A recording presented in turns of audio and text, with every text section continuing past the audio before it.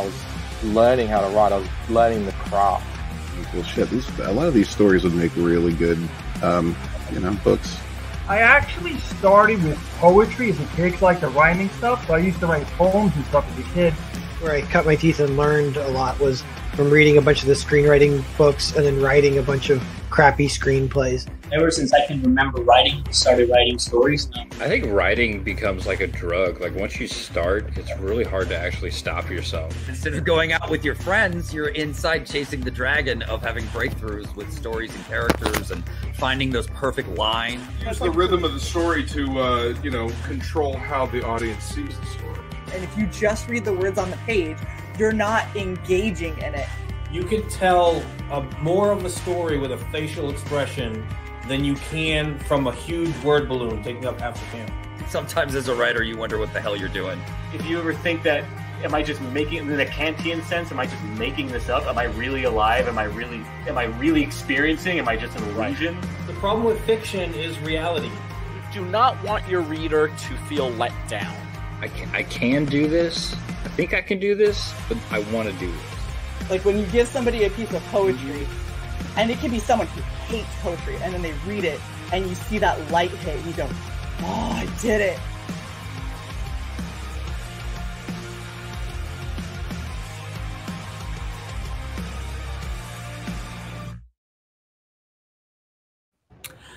Hello, and welcome to another episode of Writing Prose. So I'm your host, Shae the Red, and I've got a super awesome panel of people to come and hang out. So let's just go around the room, let everybody introduce themselves. Will, kick us off. Hello, Will Perdomo, and I do Black Flag with Dan Frega, Matt Yackey, and Shelby, who is selling his sketchbook. So that is on in demand right now. So please go. Which I got. What's up? Fucking I backed it. Good. A support of 1/4 of Incredible Comics. We are now in demand.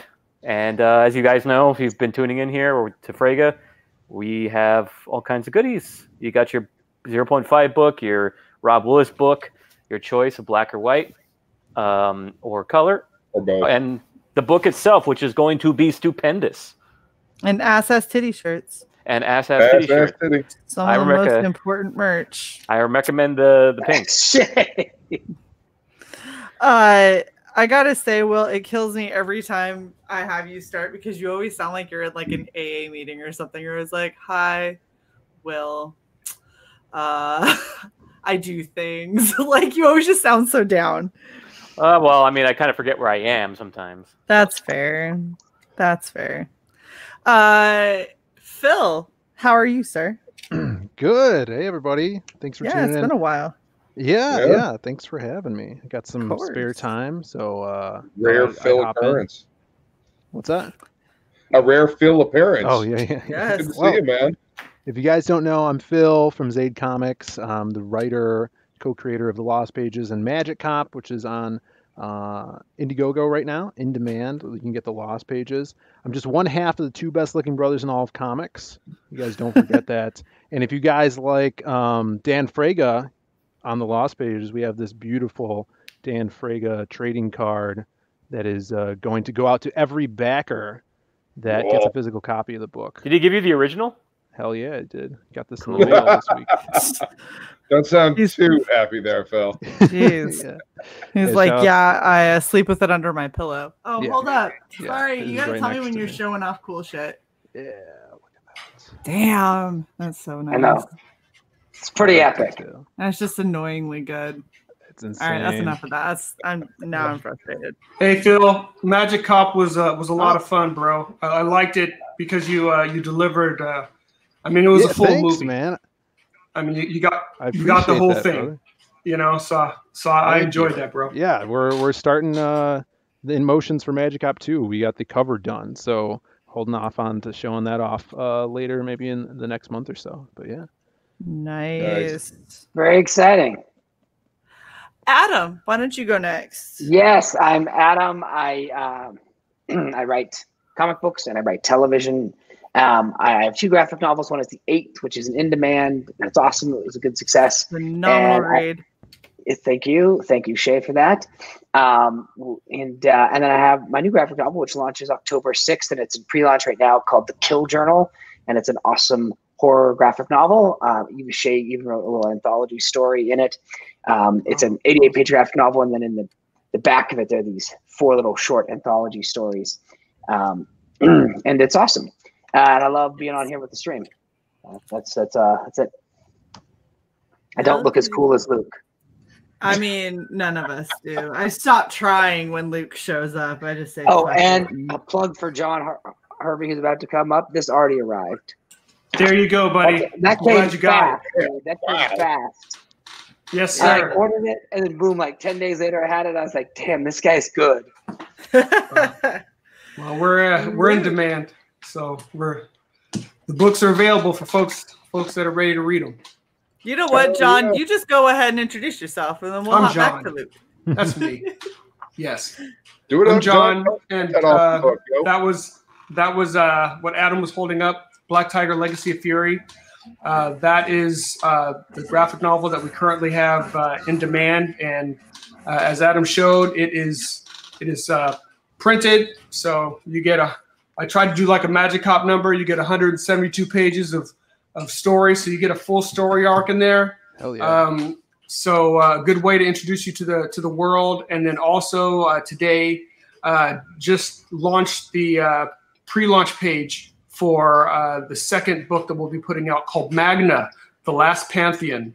So it's in the same universe, but nice. A lot of fun, adventure. There's a lot of mythological elements that get touched upon in here. So give that if you see that, go ahead and sign up for that book. It's going to be a fun ride too.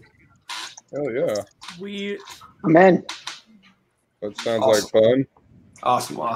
Luke. I am Death Metal Hero. You can find me on Twitter, Instagram, and of course YouTube. I do the sing-along of Doom. I do Topic Lists with Jason Bascom on Monday nights. I think tomorrow night is going to be on Jason's channel. And I write, I draw, I paint, I sculpt, I do all kinds of shit. Working on Shae's horror anthology. I'm working on my cyberpunk story. There's all kinds of good shit coming down the pike. Stay tuned. Hell yeah. Mr. Dutton, how are you, sir? Hi. I'm late, but I'm not late. I was early. Now I'm late. I have a book called Unstitched. You should back that. I made feel it. like your pitch is slipping. But you got no more bears. All the bears are gone. But you know what we do have? We still have available retail bundles. So if you like my book, you have a local comic shop near you, tell them about my book, because the key thing you can tell the owner is I have buyback. That's very true. Ooh. Man, look at you. Or if you're feeling extremely generous, you can put in $100 and you can donate books to St. Jude's Hospital, where the profit and books will be donated to kids. Boom. That's awesome.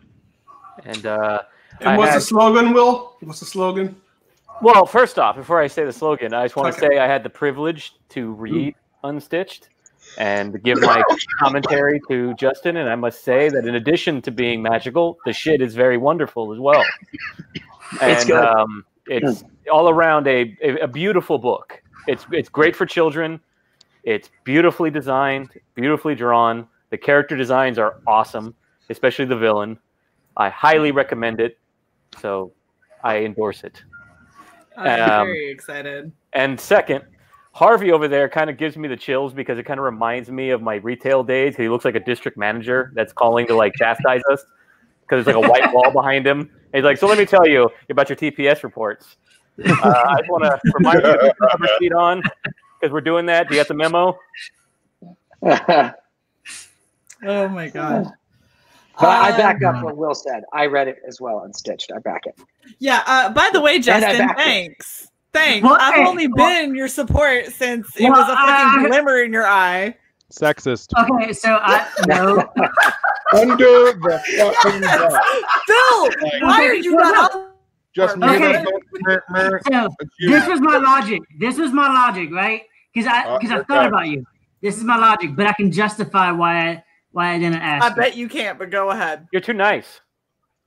I'm gonna justify this. No. Okay, so one, justify, i.e., make up. You're a super fan, and I was What like, happened was that shit is magical, and I was like, I don't want to be like, maybe it'll be even more magical, like physically in our hands. And Will and Adam, right? Yeah, this is the shit. Fucking I hate the whole backwards thing. Okay, so Will and there we go, Adam. Are writers and stuff, and I was like, I don't know, maybe. I mean, you are too. But they have I feel like I should go on the other side of Adam and be out of the way. Justin had to go away for a minute. Oh, bitch ass. You sit there and think about what the fuck you just said. And by the way, I will go ahead and say, I love everybody here. If you ever want an honest opinion on your writing, I will give it to you. I mean, you could ask Luke. Luke and I have gone back and forth where I critiqued his shit before. Like I don't mince words. But that's okay, Justin. Don't worry about trying to dig yourself out of the hole because you're already too far in, man. You know what? Congratulations. I got booted out before Will.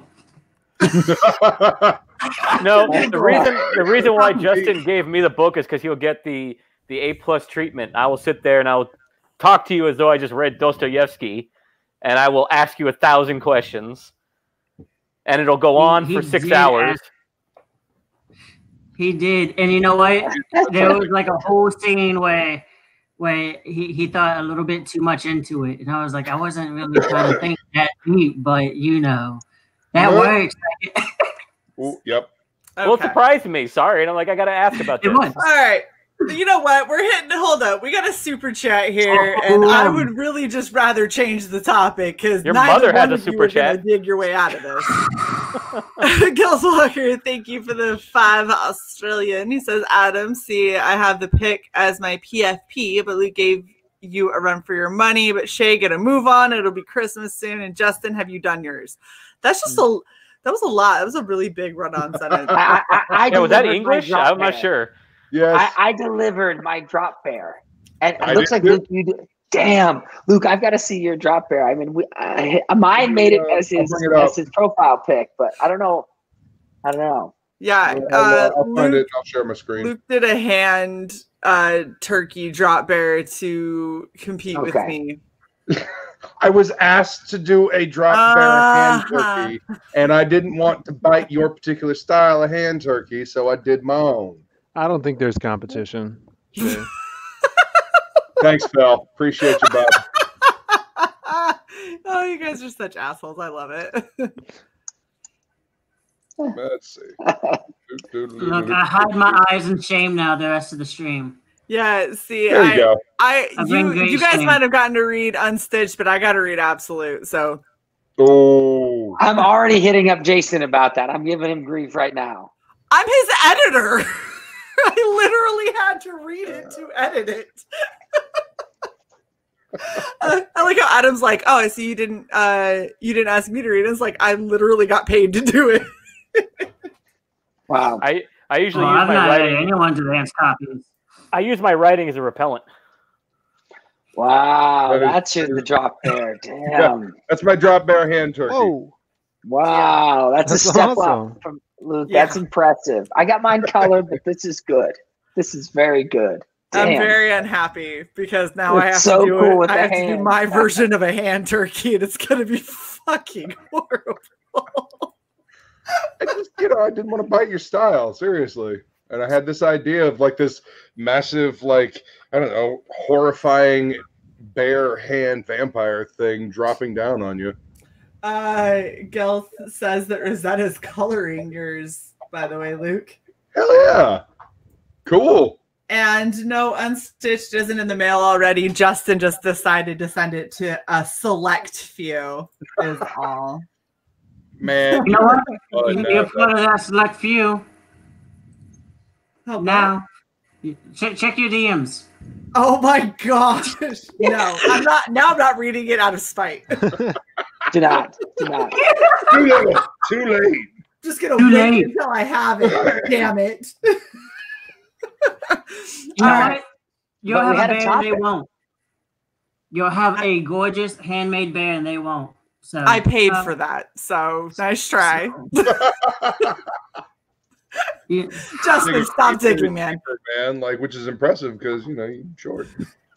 Would you guys like to talk about the topic today, or I like Jason goes, I like how we're 15 minutes in and no conversation on the topic has happened.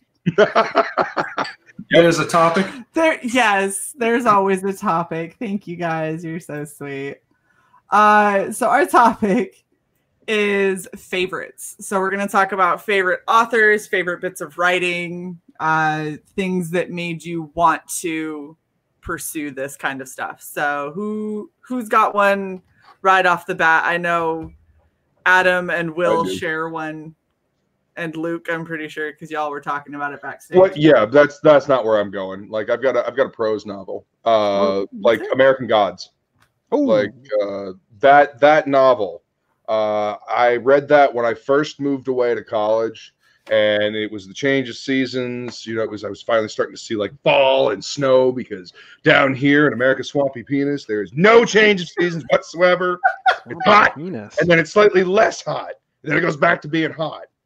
So American Gods, like, it was a travel scene. I had just been traveling, and so it hit me just right.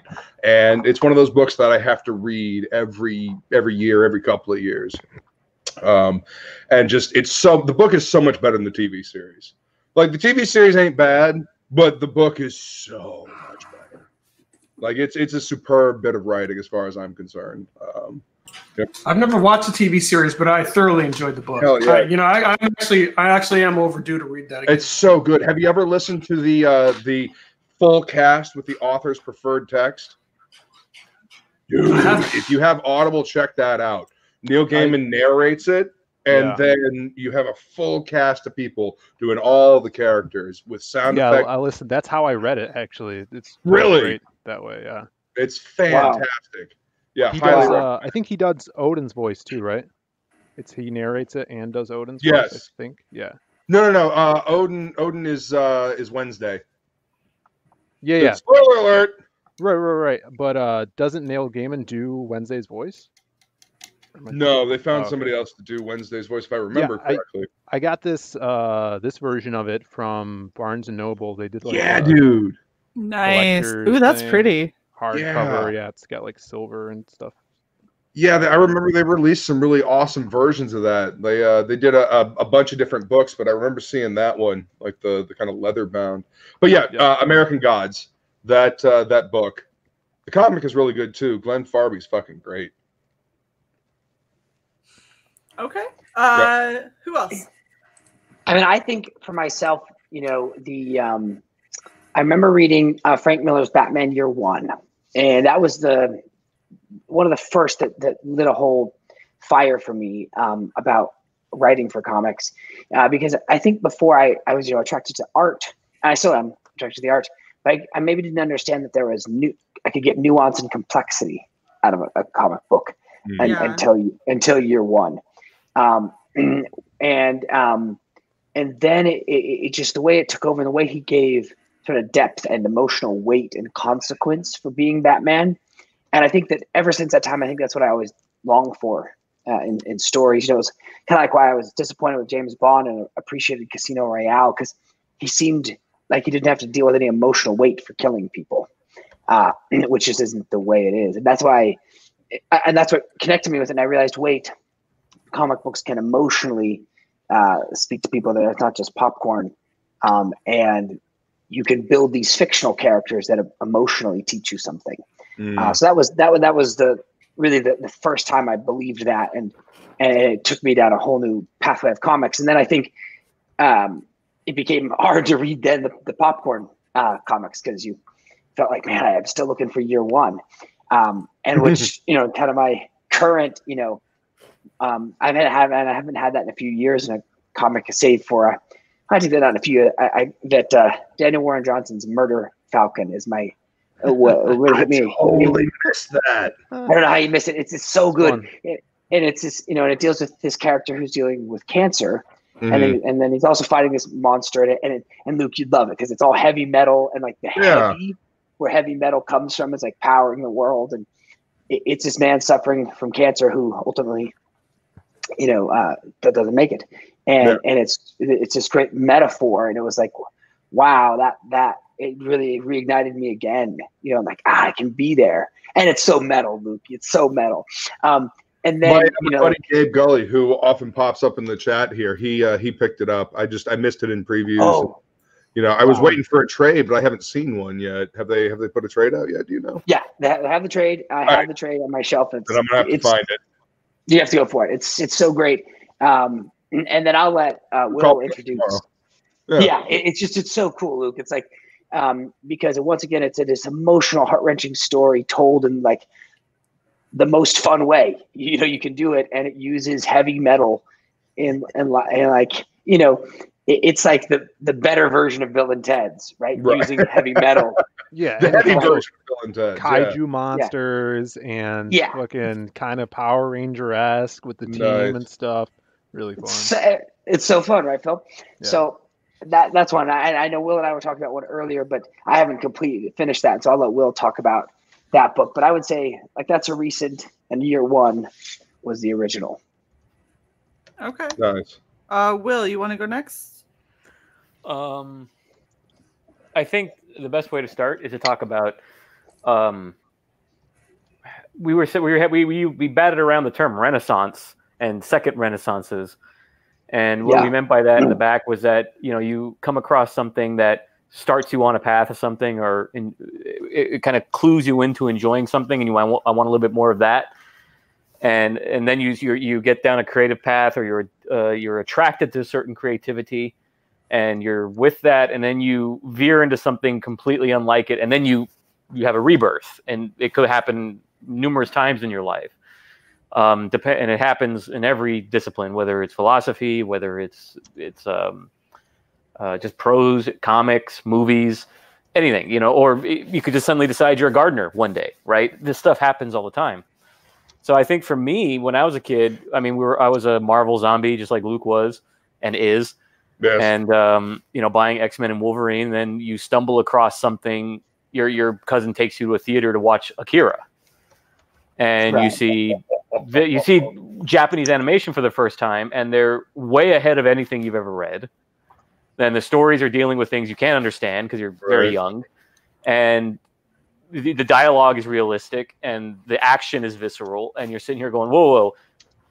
I've heard of Japan, because I'm a kid, but what is this new culture? And and suddenly your third eye kind of widens a little bit, and then you go down that track, and now you're reading that stuff that's starting to import it, and you're seeing a whole new way of doing art and action, right? That isn't being done in comics. So now you've got this fluid way of telling a story, like in Battle Angel, with this very little dialogue but a lot of action and beautiful action, and the wordy comics and stilted stuff of Marvel, like as much as I love it, Tomb of Dracula, which is so wordy it takes you forever to get through.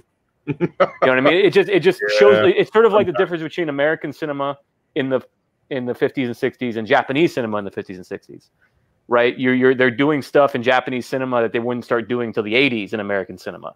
Right. You use that 2-3-5. You're moving the camera. You're stacking that frame. You know what I mean? There's all these complicated movement. The camera's always alive. Yes. Right. Yeah. And it clues you into a different visual language that you weren't used to, and hence these other rebirths you keep having. Right. So you're used to a static angle, watching over the shoulder, close up, and now you're seeing massive widescreen and these huge tracking shots with background, foreground, midground, like in a Sergio Leone movie, and you're like, whoa, a whole new visual language. So you keep having these creative upgrades all the time. And the most recent one we talked about backstage is what Adam referred to, was when I discovered Jodorowsky and the Meta Barons and the French comics. And then this happened in my early 30s. Now you had a new renaissance, and you're like, whoa, this is another way of looking at the medium that I haven't thought of or discovered yet. So instead of just individual influences, I think ways of looking at certain mediums are interesting developments in one person's life.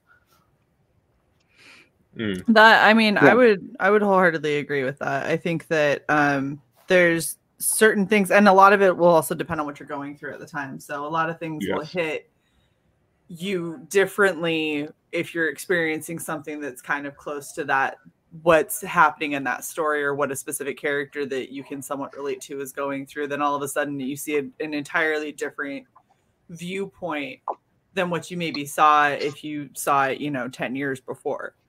And I've noticed a lot of that when it comes to more traditional storytelling. And so looking at like really horrible movies that I still absolutely despise. But depending on what's going on in my life will depend on like if those storylines resonate with me in some way versus not at all. And I think that a lot of that has to do with your exposure and kind of what you're going through when they present themselves. Phil, what about you? What's a favorite for you? Well, favorite author, writer would be like probably the origin of where I started and wanting to write is probably Edgar Allan Poe. And same.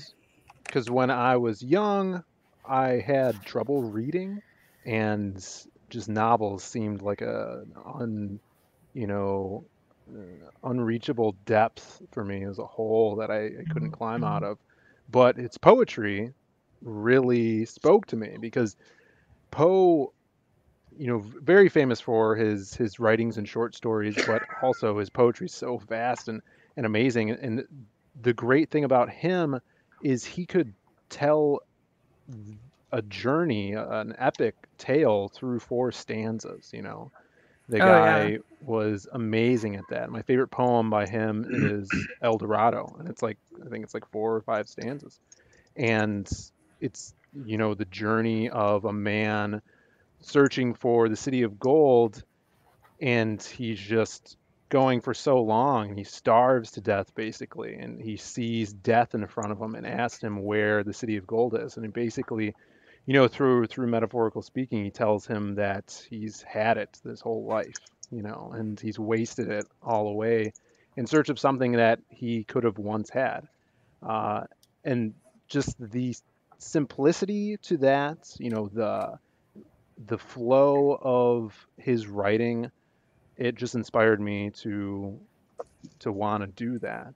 And then, another point in life, how Will was saying, you get to those points where you get that epiphany, was when I saw kind of similar poetry storytelling through how Alan Moore would write Etrigan in the Swamp Thing, Saga of Swamp Thing. I'm like, wow, this is, he's using that poetic language in here. All the allusions that Alan Moore would put in from different cultures and religions, mythology, stuff like that. I was just wrapping all of my favorite stuff into a comic.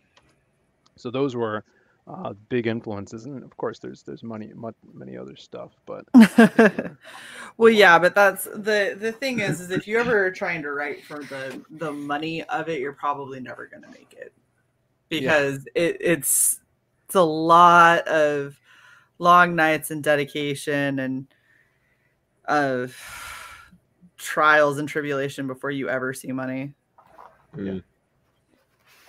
I think though that like the pursuit, though, I think that maybe the miss is the pursuit of, in any craft, is the pursuit of direct money, right? Because it's the pursuit of the process that makes you great at what your craft is. And then when your craft becomes great, then money becomes a possibility. I think that's the number one problem I deal with television writers all the time. I'm a TV showrunner. I read dozens of scripts. I work with higher writers, and part of the thing with young writers is they haven't put in 20 or 30,000 hours of writing time, right? And so, and not that it has to be that exact number, but there just isn't, the quality in the craft just isn't there. And so they have all this passion and hope for this check and to be on this big show, but they just actually haven't even committed what it takes to get there. And it's not like, oh, I started writing and I wrote a screenplay over this summer, and it's not that, right? It's something that's molded and shaped. Sure. The craft side of it. And so I think that I can't say that enough, that like being in love with your craft is the biggest key to opening the door to finances. Being in love with finances and success in our arts generally tends to not equal either of them. Equals hollow, empty. It equals hollow, right? Yeah. But those who like Luke, but those who are in love with the game players, that it's very different. Then you can really play fucking story. You got to be excited about telling. You know, got to be excited to get in there every day and work on it. You know, if you're not excited, why the fuck should anybody else care? Yeah, that's very 100%. true. Exactly, man, for sure. John, who would be a favorite for you?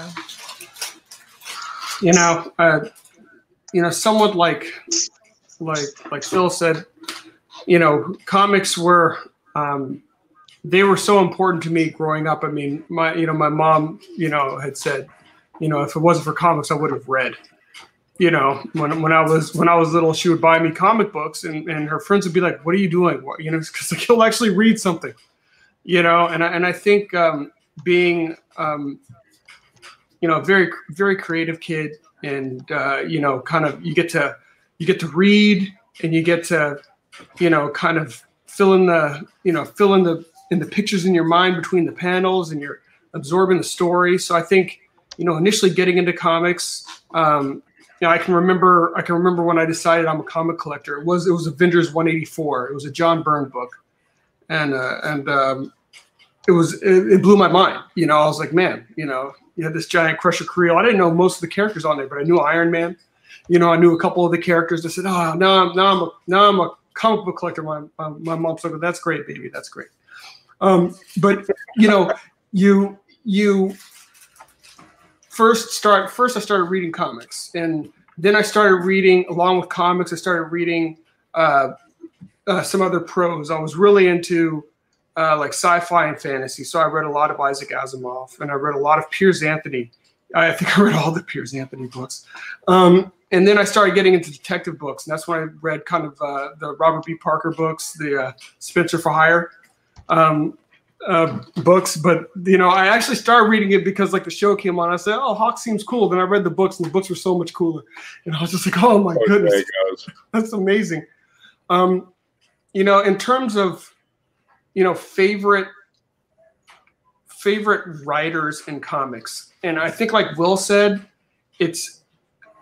I think there have been different like milestones for me, so to speak, in comics. I'd say like in that time frame between 86 to 88 or 89, that was like a complete game changer for me. Mm-hmm. I mean, I went from reading all these different comics that I love, and they're mostly Marvel books, to reading Wolfman and Perez's Crisis, which bent my mind. The original Crisis is still amazing. Oh, dude. That bent my mind. And you know what? Yep. And the way they reconstructed the universe, like the Wonder Woman book and the Superman book, the Man of Steel. Yeah. So Byrne worked on that, and Perez and Wolfman worked on the Wonder Man. Oh, goodness. I'll still go back and read those and just be like, man, just what amazing work they did, and an amazing way that they went to reconstruct the universe. So those books were huge, but there were so many things that happened in that tiny window of time. I mean, that was when Death in the Family occurred. That's when The Dark Knight Returns occurred. Then my friend started taking me to Japanese bookstores, started reading Crying Freeman, like that small window of time. Oh my gosh, dude. That small window of time, and Sanctuary, and all these different books. Amazing. Oh, dude, just blew my mind. So I mean, I went from basically, being happy to pick books up off the spinning rack to realizing that comics is the best medium humanly possible, because you can do anything. It doesn't matter. The budget is the same. All you need is your creativity. Yep. And that was just a mind-blowing era. And there were so many different, whether it was manga writers or American comic writers that it just it opened my mind up just to the beauty of comics. And I think I will always love comics, but that era for me was like a golden age for me, you know, just in terms of, you know, appreciating and growing, you know, just in the medium. Absolutely. That's awesome. Justin, what about you? All right, so I'm gonna go a little bit off the beaten path, but two people inspired me to be a storyteller, but they were animators though. One, Don Bluth, obviously. I just infatuated with his work, especially movies where he had help with like Steven Spielberg. And the other one was Greg Weisman. Because Greg Weisman on Gargoyles, he did Spectacular Spider-Man, Young Justice. Oh, did he? Everything he touched. Yeah. Spectacular Spider-Man was Greg one of the Weisman's better animated series. Yeah, it only had like about one season or something like that. He did that. Yeah, that's cool. It was maybe 2 seasons, but yeah. Yeah, I think it was 2 seasons. Unfortunately, he gets it got canceled just because of Disney buying Marvel, and they wanted to do their own Spider-Man show. Oh, of course, they're Disney XD. And it was a weird, like Sony kept the rights of the live action, but didn't keep the rights of the cartoon, so that was why it got canceled. But those are the two people that made me want to be a storyteller. Okay. Books. I would say his name is like Kikuchi, like the writer of the Vampire Hunter D series. Oh god. Like those that whole book series, even though it's like forever,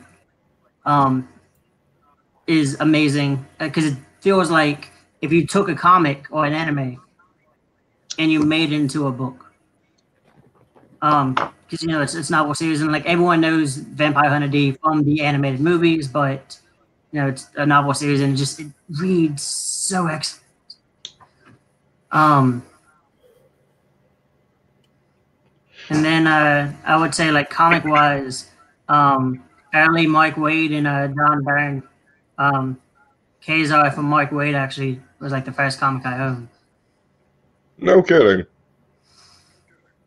It's awesome. Yeah. One of the oldest comics I own. I first read with the Tarzan ripoff of Marvel is the first comic I own. That's cool. Yeah. Nice. So since everybody did like a couple, and I only did like the one book, I want to say something about both Transmetropolitan from the original Vertigo line and Poison Elves. Those two books were a huge turning point in my comic reading and the way I thought about comics. My friend Derek turned me on to them, and I'd never read Vertigo. And from Transmetropolitan, I discovered Preacher and Sandman and all the rest of that stuff. And Vertigo was just fucking fantastic back then. And then Poison Elves, black and white indie book. That really made me pay more attention to indie books from Sirius and other publishers. Love black and white books to this day, you know. But yeah, the dark humor in Poison Elves, the irreverence, the connection to tabletop gaming. I absolutely loved that book. Just Drew did it his own way. And he always had these starting notes at the beginning of each book, and it would basically be people. No, those were death threats. Starting notes, he would talk about his life. You know, people do like blogs and shit now. Like he was doing that at the beginning of his book, but he led an interesting life. Always hanging out with very strange and weird people. So yeah, those two books: Transmetropolitan by Warren Ellis, Derek Robertson. And Poison Elves by Drew Hayes. Go check both of them out. Nice. You know, Luca, to speak of that, did you read 100 Bullets? It's our little off I read the. some of 100 Bullets. I like it. I never got to finish it though. Gotcha. Eduardo Russo is fucking fantastic. It's the best. And I had the Azzarello knows majority how of to write, those, just the individual issues. Oh, did you? Yeah. Oh man, that series was so hot. It's so hot, and like speaking of like it was the one thing I loved about it so much, and Azzarello in that time, right? You know, John, you had the singles and you read them. It's just like the way he painted people with their accents and dialogue, right? The way it's like it made the characters come alive in a way I'd never felt from a book before, right? Like the way he got the accents just so perfect, right? The Creole accent, right? Here, and people from all the different walks of life and their accents that he baked into their, you kind of like the Coen brothers in comic, right? Where it's like all these sounds are coming out of these people, and I was like, "What is this? What is this ride?" You know, right? It's just like it's so cool. It had a rhythm. There was almost like a music, you know, in the words, and you know, I'm not a musician, unfortunately, Luke. I don't have your skills, but like. But I could hear a song there in those words. Oh, you know, I right that there is like, and there that pacing, and it just I hadn't seen, you know, because once again, you know, coming from lots of maybe sort of the Marvel and DC world, like there's only kind of a couple of voices in a book, right? It kind of anybody can kind of say anybody's line, right? Depending on which side of the good or bad guy side they're on, right? Azzarello has a great skill for that. I was just hanging out with Shane Davis. He brought that up, and he said he was like, you know, really, he was just talking about that, and he said that he was hanging out with Brian Azzarello once, and he asked him about that, and Brian said, "Yeah, the way that I find that is, you know, you listen to people, of course, and you pick stuff up, but he was saying, you know, say it in the mirror, like it to yourself out loud, and if it sounds right." Then that's how it should be, you know, pronounced and written down, you know. And he's like, but he couldn't, you know, it's so hard to fathom that that's all you have to do, you know. But the guy is super talented writer, you know. He was just writing in Ebonics. Well, that's a good story, Phil. Thanks for sharing that. Yeah. I like how happy Shae, John what's your favorite? Wait, what was that? What's your favorite? Oh yeah, Shae. Yeah. Shae? Yeah. Oh yeah, Shae. Yeah, Should probably say something. We typically always forget about her. Yeah. Justin ass kissing over here. he's trying to get back in good. I was gonna say something, Phil. I didn't. I was gonna say something. For. No, so I'm a lot like Phil. I grew up with Edgar Allan Poe, and that's kind of what taught me that writing could be good, and it could be thought-provoking. And I noticed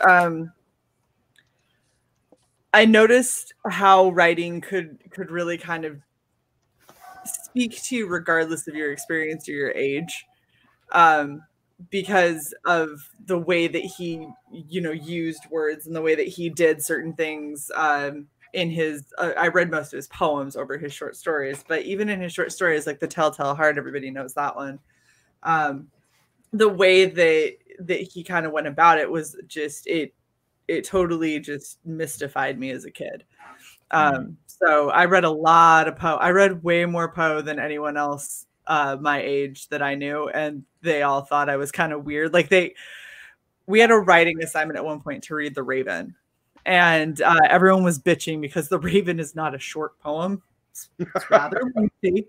So everyone was complaining because, oh my gosh, like we have to read this whole huge poem. And I had 3 or 4 friends that were like, it's just about a fucking bird. And I was like, wow, you did not read that at all. And they're like, what? They're just talking about a damn raven. And I went, okay, no. And so I was like, sit down. We're going to fucking read this shit. So they sat down, and at like 9, because I was so full of myself, I did like a theatrical reading of The Raven.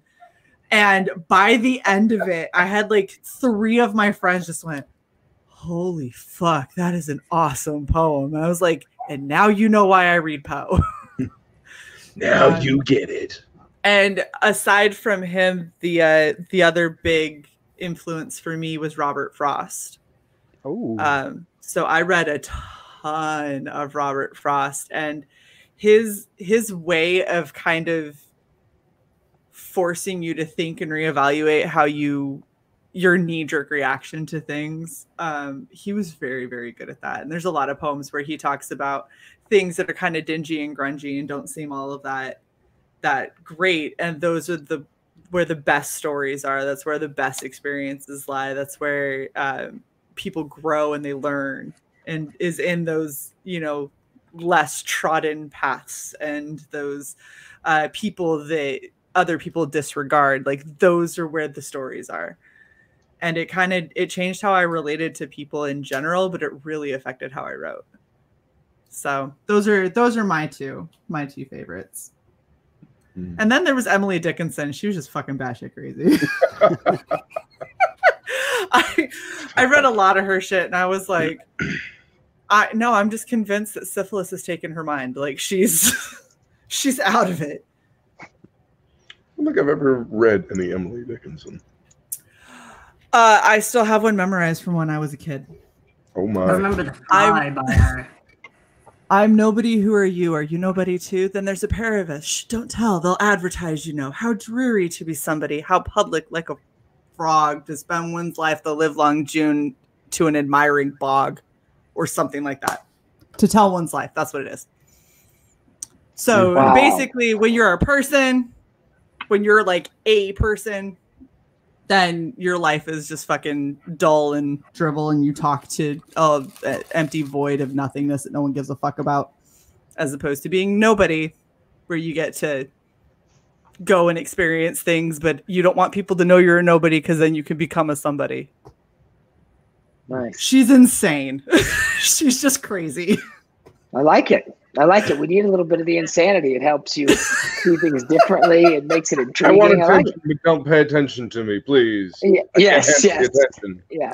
She's the epitome of a woman. Like, she is exactly the mentality of like women that are like, oh, I don't even want your attention, but why don't you ever notice me? And it's like, because of this. This is why. This is why people don't notice you. You're a lot. You are extra.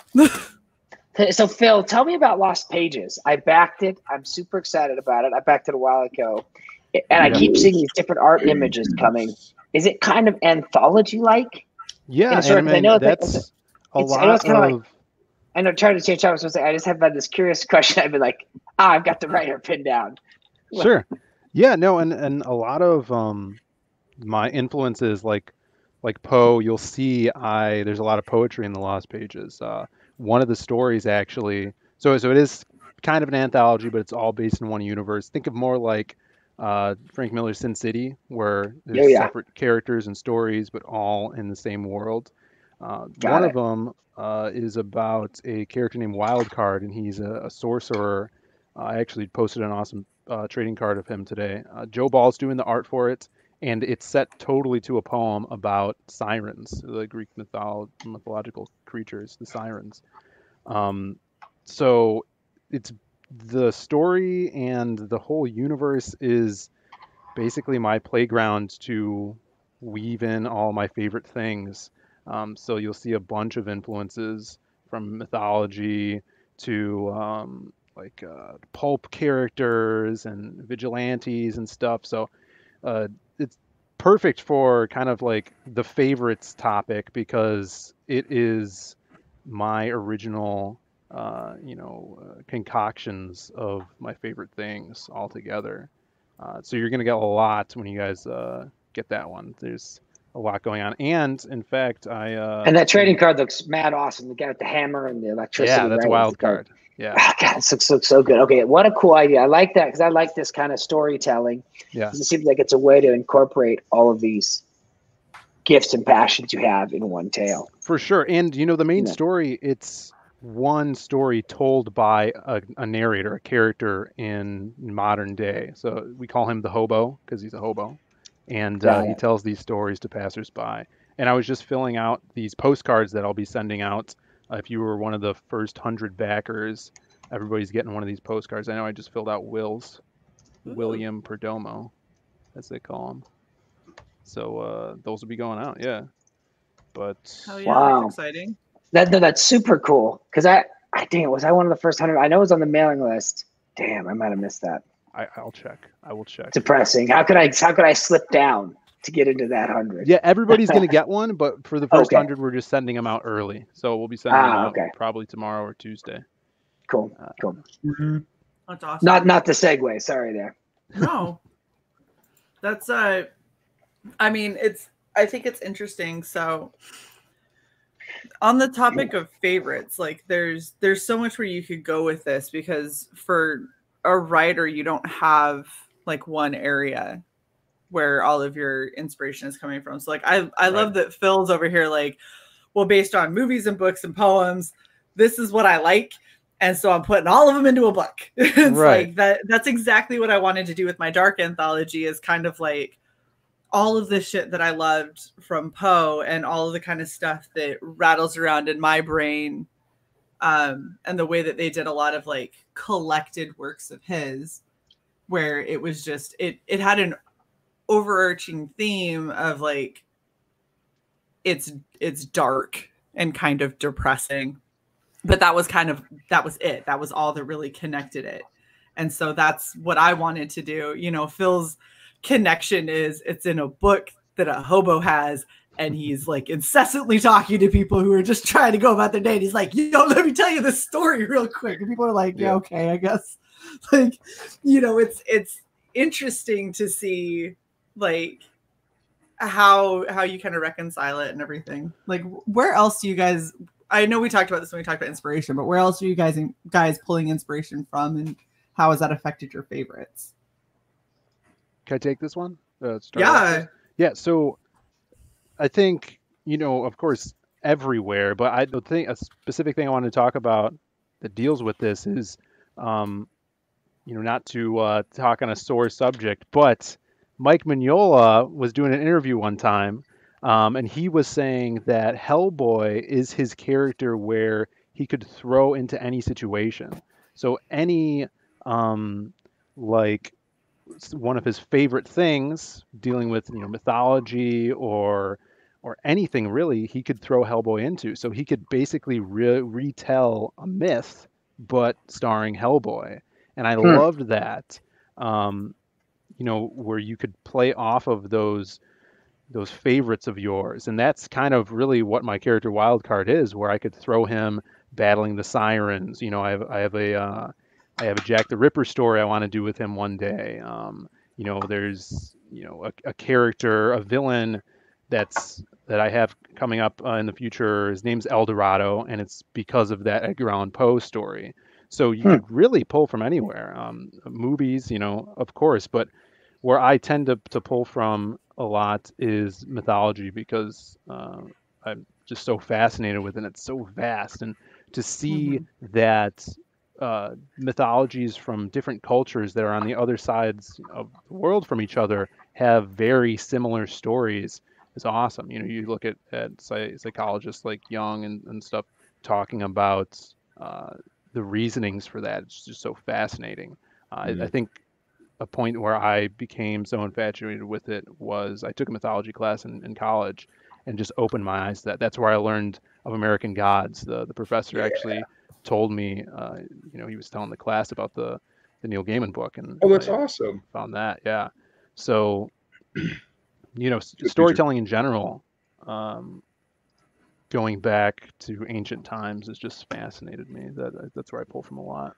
It's how we record our history. We tell ourselves stories, man. Like our lives are a narrative in our own head.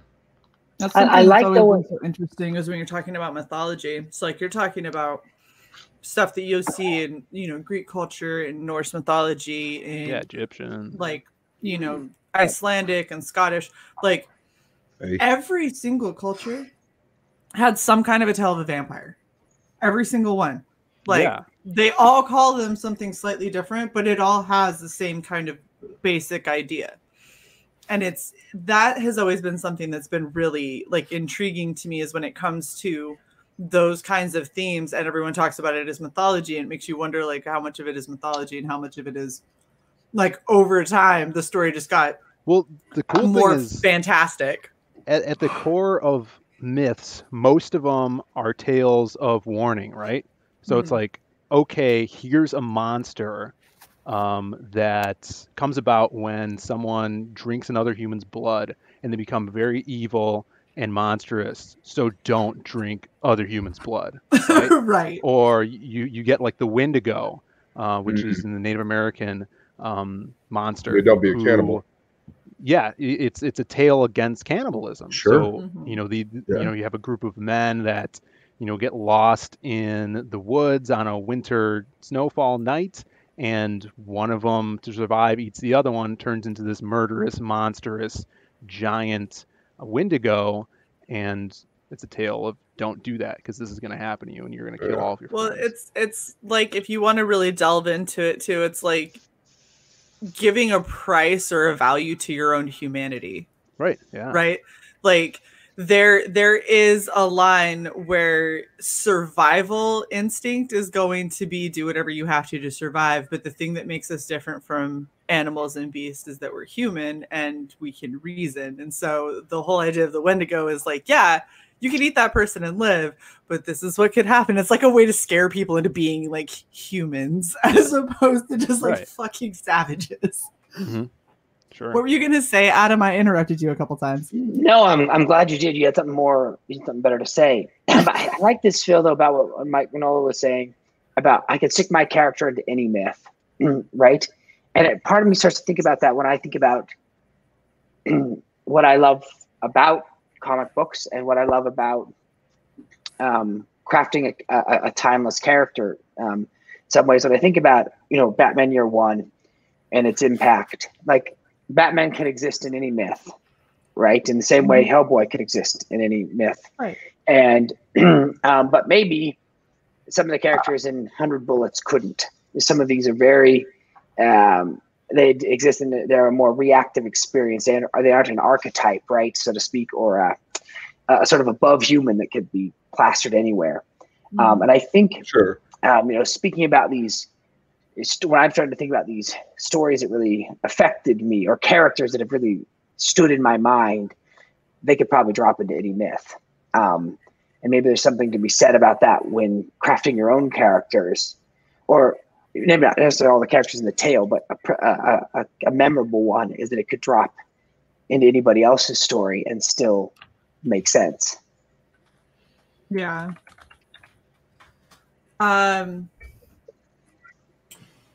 Yeah, so John, what do you think? So I agree with what the panel was saying, what Phil was saying about mythology and also history. That is sometimes fact is stranger than fiction. Yes. And at least with all the stories that I presented, both with Black Tiger and with Magna, the historical elements have been a very important part of constructing the story, even if you don't see those elements yet.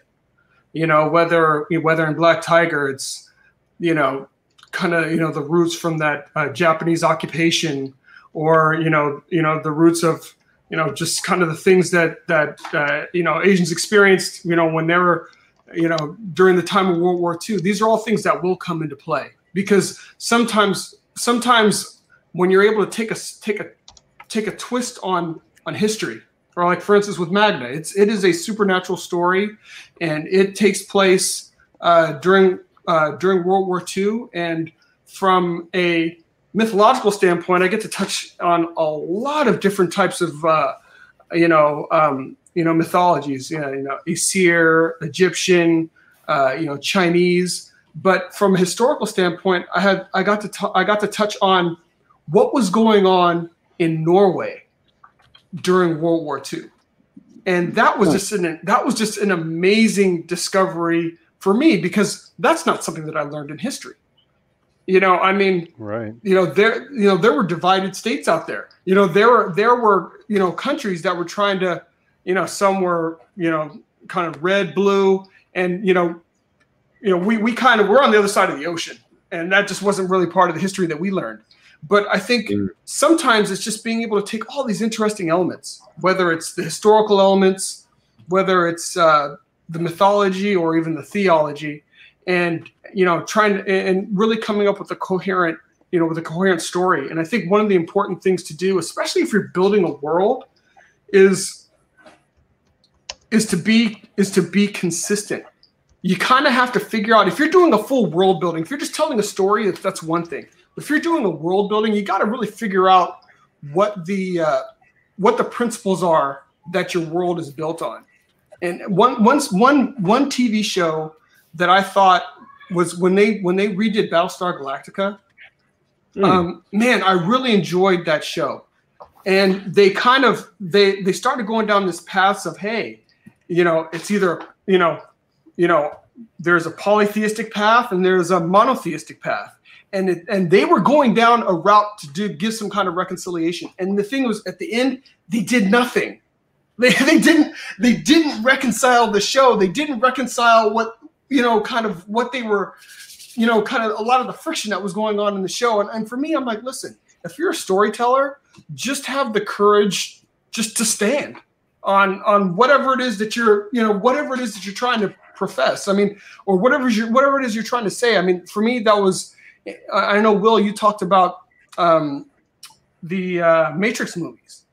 And I felt like the Matrix movies didn't know what they were trying to do, whether it was Taoist or this or that. I felt like, sometimes you got to kind of figure out what your world principles are and kind of work with it. Because you can't do everything. You can't have a Taoist, Judeo-Christian. It just didn't. You're trying to throw all these different things in there because they seem kind of cool, but to me, it just was like a hodgepodge of just it was like a mess at the end, and I was just like, it was frustrating to me. I'm like, what are you trying to say? What are you trying to say? What are you trying to, and you always want to know, at least as a reader, I don't have to agree with what the writer's trying to say, but I want to know what the writer's trying to say. And I want to know that the writer actually has, coherent thoughts and is putting their foot in the sand somewhere. That's just me. No, absolutely. Yeah. Got to have some definition. There has to be some definition to the story that you're telling. Otherwise, you're just kind of having this nebulous thing. That's why there's no impact. That's why stories don't go anywhere. Because people are trying to please everybody. People are trying to please everybody. Well, let me make sure that the Taoists and the Christians and the Jews and everybody feel comfortable with the story. You know what? Tell your story. Tell your story. When you say though, John, right, that I think, and I've yet to read Black Tiger, but I will be getting to it. So I would love to see how you bring this to life, because I love kung fu stories so much. Because I love Asian cinema. It's at the core of it. I love also Japanese comics so deeply. But I think, when crafting this, and I think from the tales, like for Batman Year One for me, or 100 Bullets, or Murder Falcon, or any of these books that really changed things for me, is that you could see clearly the impact of what was happening to the character personally, and the way it was impacting them, right, John, had a real emotional weight. It's like teenagers kill somebody, and how that changes their lives and what that does to them internally is what shapes your story, right? It makes it have meaning. And I feel like, that is, I think when I take away from so much of of these great tales, it was the time when the writer was able to get you to believe that the characters were emotionally altered or changed by the events, right? You know what I mean, John? Exactly. And that's why, like, with Justin Lin's Better Luck Tomorrow, some people didn't like that much. I loved it because I loved that. Those guys, that changed them forever. They did something horrific. And you're never going to be the same after that. No, I agree. It was so meaningful, right? In that simple indie film made for no money, but that, like, the characters had so much heart, right? And the way they took us down that rabbit hole, it makes me thinking about John Woo's first film the same way, with Chow Yun Fat lifting away off there at the end, right? And it's just like these stories, that might not have been as big, but were more meaningful because you felt what the character felt, and maybe that's what happens when you have these renaissances, as Will's talking about, where you have this rediscovery, is because maybe you fully feel what that character felt, or you're taken there in a way that now you feel it. I like what you said there, and I want to hear from Will. But I think that was the thing for that Renaissance for me in that 80s period, And I mean, like, I was reading comics and like my heart was being pulled out. You know, when I'm reading these stories, like I'm reading the original Crisis on Infinite Earths, and I can't believe what's going on. I'm reading what's going on in Death in the Family, and I even know what's, you know, I know what's coming, but I can't take it. You know, I'm reading Dark Knight, or I'm reading these stories like what's going on in Crying Freeman. I'm just like, oh my goodness, you know, it's tearing me up. And like, you're doing a great job as a storyteller when you have your audience members vested, you know, and they really feel. And for me, and you know, the big two have to do what they have to do to run their companies. But like, when you erase or remove from the timeline things that, I mean, I can remember where I was when I was reading those things. I can remember, you know, I like it's like an acid trip. You know, I can remember like all the sights and sounds when certain things happen. I'm just like, holy smokes. You know, I was telling somebody I remember when I was reading Alpha Flight, we were on a school trip to New York, and it was the one where Vindicator died. And I remember that because like literally my buddy bought that comic. He was like totally shook up. He wouldn't tell me what happened. He gave me the book. I'm reading about Vindicator dying. I read about Vindicator dying, then I look on the TV and Marvin Gaye had died too. Marvin Gaye got shot. Whoa. And like that whole thing. And I was shaken up by both. I was like just messed up. And I was just like, of course, you know, I mean, it's like, I don't want to be turned into like a complete wreck and needing like more help than I already need reading books, but I want to be impacted. You know, I want to feel, you know, when I read a story, and you can only feel if the writer feels. Yeah. You've got to care about the characters if you want to go on this fucking adventure with them. Otherwise, why are you wasting your time? Yeah. You know, Rolo, you gotta be invested in the character. Come on, Will. Oh, you awake? I'm sorry. We're waiting. I'm waiting not for sure. we're waiting for true inspiration. John He's on and Luke and I have OnlyFans. been fumbling. We're waiting for the truth. I don't know why you guys asked me. I'm not a writer. I had to audition for 26 years to get my first job with Frege. Every day was an audition. Basically, I had to apply for the job for 26 years. Well, it sounded like, I guess it paid off. Consistency and persistence. I'm just a very good worker. But what did you want me to? You said a lot, John. So I don't know what you want me to respond to.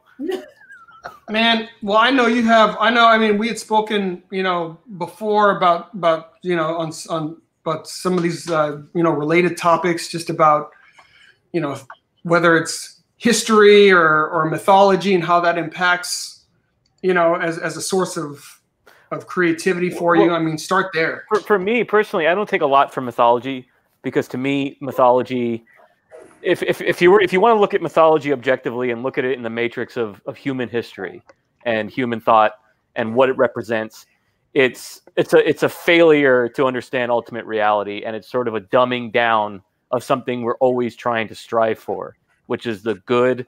What is the ultimate reality? What is our rationality pointing towards?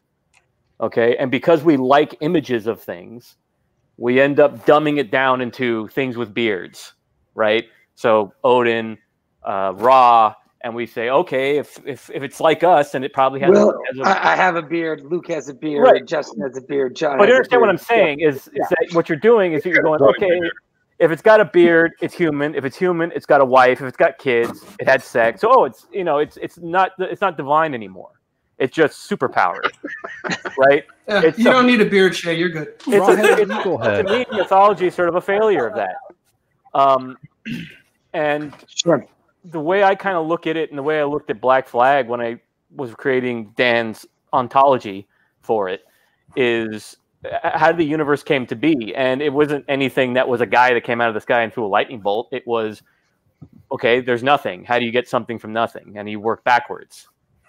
You know, and the things that I'm obsessed with is not Poe, you know, it's not mythology. It's what is being. That's the thing I'm always thinking about. This thing I care about. That's the thing that turns me on. That's what I write about every day. That's why I suck at writing comics, because I'm sitting there typing away, asking myself silly questions about what is being in time. You know, that's not entertaining. And I don't know if that's answering any question, but I can address something directly at John when he said that the Matrix was kind of incoherent. It's coherent, it's not a very interesting sequel. Because those things that you're saying don't line up are actually things that follow from each other in the history of thought, right? You've got Old Testament, New Testament, then you have Jesus Christ, which presents something new to all of us that we're still unpacking. And then we want to go right back to the vomit of the Old Testament because we can't understand the New Testament. So we say, okay, how do we solve mind-body problem? Well, we did it with Christ. Well, sorry, that's freaking us out too much because we can't solve the all man, all God question. So let's go right back to, you know, the fact that we're doing a reconciliation of opposites, and that's what the Matrix really is. It's a Hegelian thing, right? Which I didn't mind, but the problem was like you kind of want the underpinning of your story, like the writer to know what the truth is, even if they don't, like just to, you know, because they're like, well, they whatever. do. I mean, No, if you look at it, it's very apparent through the whole three films that they're constantly saying, Neo, you're going to have to reconcile with your opposite, which means that you are Christ, he's Satan. In order for there to be any kind of creation, they have to come together and reconcile. This is the Hegelian thing. I don't buy this at all, but this is Hegel, right? Was that the only way for there to be movement in history has to be a reconciliation of opposites. And you see that at the end of the Matrix, right? When he finally lets him assimilate him, and then the light comes out of him, two opposites are coming together and they're banging against each other and energy is being released and something new is coming out of it, right? Creation is coming out of it. Thing. It's a reconciliation of yin and yang, right? Because history cannot grind forward until you reconcile opposites. That's how the Marxists see it, right? There has to be a dialectic. You've heard that term dialectic, right? Yeah. Where two things are in orbit, they hit each other, energy is produced and something new happens. So you've got Smith and Neo. They smash together, reconcile. Oh, there's a sunrise, and it's Neo. And there's a new Matrix, you know. And it's going to happen all over again in 50 years. When the architect says, "Hey, it's going to happen all over again." Yeah, because the Wachowskis are Hegelians. You know, that's how they see history. Rage Against the Machine. And well, a lot of Marxism too, because that is Marxism. That's dialectical materialism, right? In there as well. Everything's constantly doing this. Everything's a cycle. You know, if like I said, that's a denial of the New Testament. We understand what history is now, but they don't.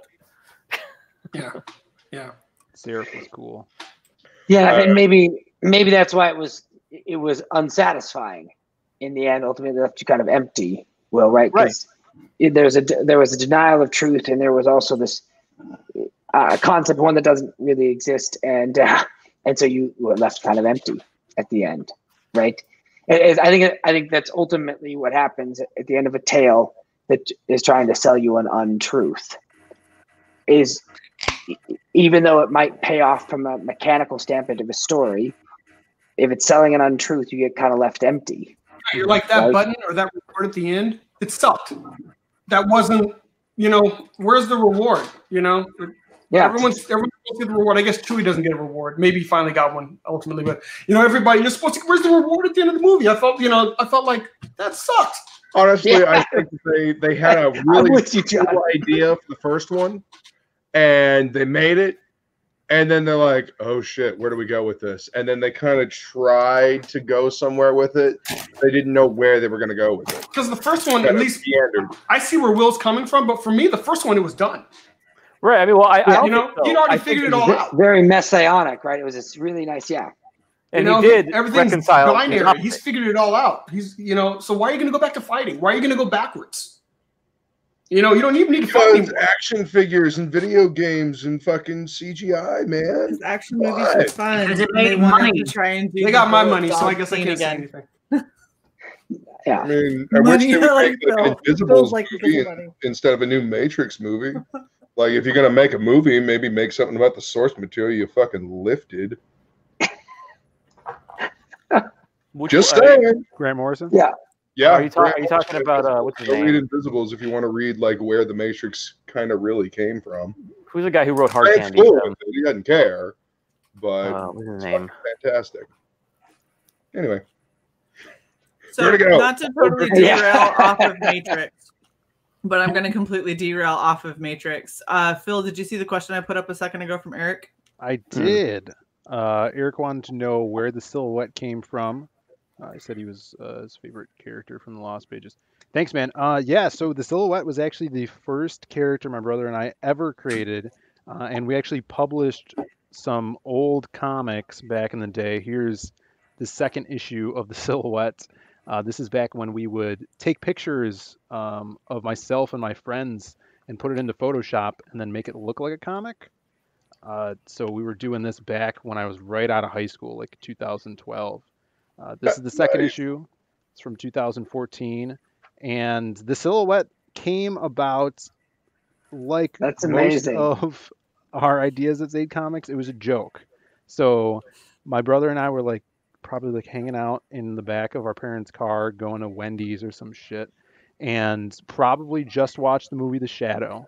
And I really love The Shadow. And I'm like, what if The Shadow was just a shadow? Like, what if there was a hero that was just a shadow, couldn't turn back into a human, and it originally was a joke, so he wasn't able to hurt anybody. He was just a guy that was just all the absence of light. And from that evolved this badass character that now has his own blockhead that everybody's getting with the book. I love it because he's just it looks like almost like a magic marker is just scribbled a bunch, and you like missed a couple of spots because he's a shadow.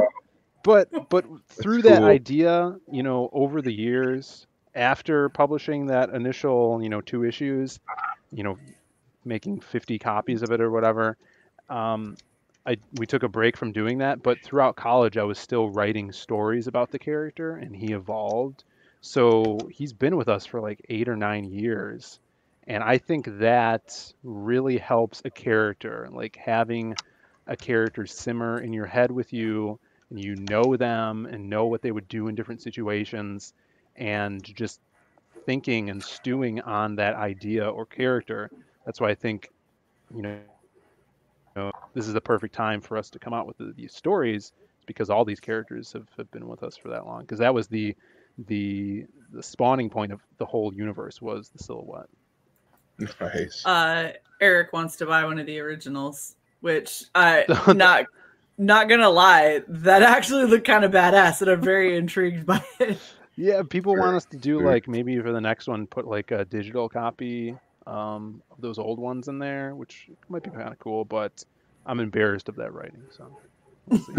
I know you don't want that stuff out there to people to know that at one point it wasn't good stuff. You're right. I'm with you, but like I don't need somebody to read screenplay 1 or comic script number 1. It's best they don't. There's all respect. Maybe. We'll see. Yeah. You guys are funny. Thanks for the question, though. Yeah. All right. Does anybody have any not Matrix stuff to talk about? Because I swear we hit on the Matrix for like 20. I have a question, like on the topic of favorites. Is there a favorite character or character that you would want to achieve? Like, like this is a character that I would love to crack the egg on and try something like that, Anyone? Are you saying, Phil, are you saying a character that somebody else has created? Yeah, like a character that inspires you to okay, gotcha. write. Yeah, that inspired, to write. Okay. There's this other amazing book, also by Daniel Warren Johnson, that I really love. Actually, you know what? Let me take that back. The Lock and Key. Did you ever read that by Joe Hill? Yeah. Right, Luke? I'm not familiar with the book. I've never read it, but I'm familiar with Joe Hill. I like his work quite a bit. Yeah. Joe Hill is the man. I love Joe Hill.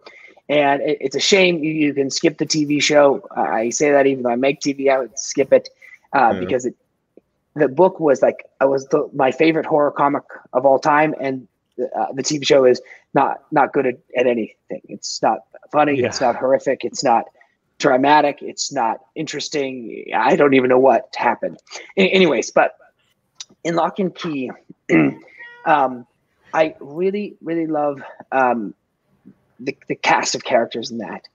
And there's this really interesting villain, right, who is starts out like it's this ghost that becomes a man, then it becomes a woman, then it becomes something else, and it's this villain that that seems to he's frightening because he's an abusive boyfriend at some points, and then he's something else that's haunting another character. That character, when I was reading it, I was like, man, Joe has created this very frightening thing that's very simple, and I think that I long to be able to do that in my own writing. Is that I feel like great horror often occurs with simple characters, right? Once they get too complicated, then they're not so frightening because then it's all becomes bullcrap, right? Mike Myers is frightening because he's just a guy with a mask and a knife, and there's not much else you get to know. And he was in that book, Lock and Key. This character who is actually kind of stemmed from this evil force that was built into the ground, back at the Pilgrim's time, and comes out. Not to spoil that whole book, but I think I've longed to build a villain that was simple and frightening. Yeah. That's interesting. So, Adam, were you the one that won the Lock and Key book set? Yes. And I got the first book because of you. Yes, that's right. It was this random thing. I can't believe IDW was doing this giveaway of the whole series on the first 6 trades. And I just clicked on it, and Shae and I maybe had talked about something an hour before, so I thought I would tag her in it. Yeah, so I got the first issue and got the whole box set. Yeah, somehow we won. I don't know how that even happened. That's cool. I have now decided anytime IDW does any giveaway, I have to enter, because that is the second thing that I have entered or been entered into, and the second thing I've won from them. Wow. So the first one was the hard clip together short box, and like a fuck ton of they were like, yeah, so we sent you that, we sent you some bags and boards, and we sent you like 40 comics. And I was like, oh, sweet. Thanks. IDW is my awesome. question is, have you ever tried doing the lottery? Yes, I don't win the lottery. Okay, so it's common giveaways only that you win. I win scratchers, but not to exceed, like, I think the most I've won has been $50. But it's $50 off of like a $5 scratcher, so it's not bad. I'm intermittently lucky. So I'm just going to throw this out there, and I know it's going to make me sound like a party pooper, but I'm going to cut this off by midnight, simply because I get to get up to drive an airman who isn't even my airman to a location so they can do their job tomorrow, which means that I have to be up by like 5. So if anybody has any other topics that they want to get into, this would be the perfect time to throw that shit out there, because we got about another 25 minutes. Anyone else on the panel want to read on Stitch? Jesus. Just the panel. The whole panel. Just the whole panel. Just everybody now, yeah. This is what happens when you let I someone don't want talk. anyone to feel left out or neglected. It's too late. I already do. I wasn't your first consideration. I want to read it. You were, and I was like, nope, stop, Justin, stop digging a hole again. Can I talk about a character, Shae? Yeah. All right, cool. So I recently rewatched the movie Big Trouble in Little China, and Jack Burton, the main character in that movie, is such a unique and cool character, and if you don't pay attention, you won't see the type of character he is. He is a super lucky, overconfident idiot, and like he plays it off like he's this super confident badass, and you see it in scenes where like he shoots a gun for the first time in the movie, and he's like out of control with it. It's like this like Uzi or like Mac 10 or whatever. And he's like, whoa, careful. Like his buddy's like, careful, man. Have you shot that before? It's like, yeah, man, I shoot guns all the time. Or when they're talking about, ladies, or, he's tries to play it off like he's been with a bunch of women, but you could tell by the way he says it, he's just trying to make you think that. Or he shoots the gun in the air and the block of cement from the ceiling hits and knocks him out. It's so funny, but it's not to his detriment. It helps him out somehow. It's as if he's Domino from X-Force, like he has super luck. So I think writing a character like that would be so fun to have the portrayal of this overconfident badass that secretly doesn't know what the hell he's doing at all. That just that character type fascinated me. I back that.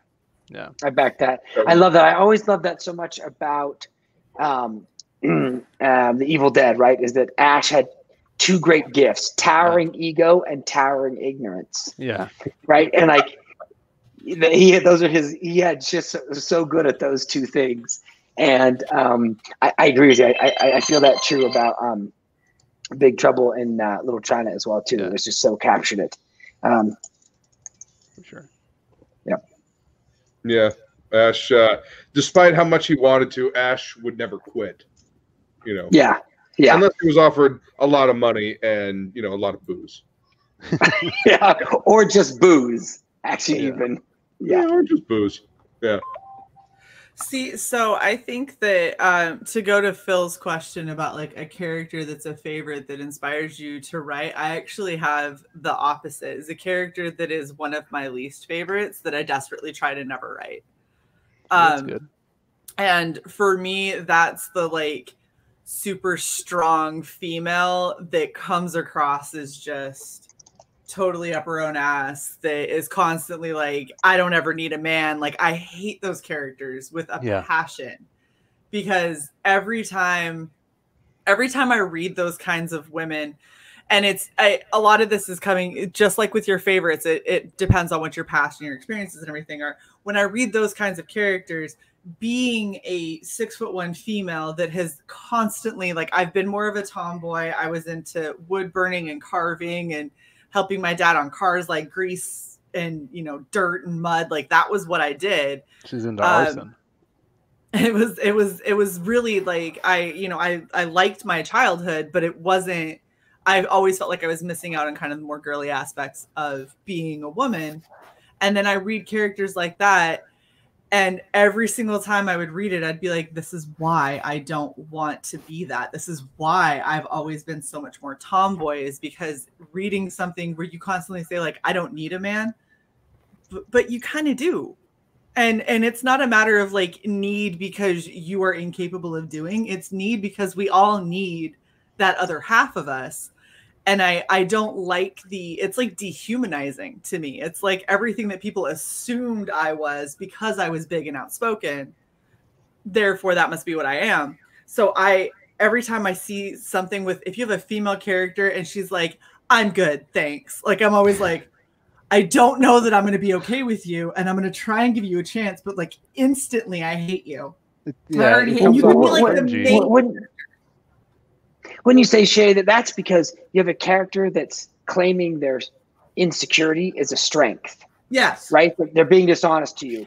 Because I need my wife, I need my friends, I need my business partner, right? Like, this illusion that islands are the strongest is a lie. And so it's somebody who's built an identity on an insecurity, and we know that it's an insecurity. So we know you're at the core dishonest, but it's like being honored. But it's like honoring somebody for cheating on their spouse. It's like, that's not cool. We all know that's not cool. Yeah, right.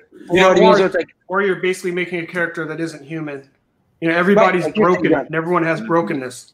Once you make a character that has no brokenness, unless you're writing Jesus, you shouldn't be making a character with no brokenness, because it doesn't work. It's not human. It's not the human experience. Right. Or where you try to falsely convince people that that something that actually truly in life doesn't works. You know what I mean? Where it's like, hey guys, this isn't, I can't emotionally resonate with that. And I think I find that too, Shae, like I think, as oftentimes maybe sometimes can be a female archetype. I think there are also two male archetypes that lean into an insecurity that I'm just like, Yeah, you know, I mean, that you're just like, oh, like when you have the guy who's like, every girl likes me, and like the second that's the attitude, I'm like, I'm fucking out, man. Like you better be the bad guy, because if you're the good guy, I'm gonna hope you get your ass beat every step of the way until you become humbled. That's the funny thing too. Like those female characters you're talking about, even if they were male characters with the same attitude, in the 80s or 90s, those would be a theme of a bad guy. Like, oh, this is the asshole that doesn't, respect that you're trying to help him, or her. It's like, oh, I don't need your help, right? Where something's happened to me in my life where I don't want outside interference to make things better for me, right? So back in the day, those are themes of the villain or someone with a problem. But now you have this, the uprising in this radical feminism and stuff, where that has overtaken that, and they're trying to make it into a good thing. And that's the problem with stories. At the end of the day, I mean, good stories, especially with the hero or the protagonist. Our protagonist is learning something. Your hero or protagonist is overcoming some kind of shortcoming.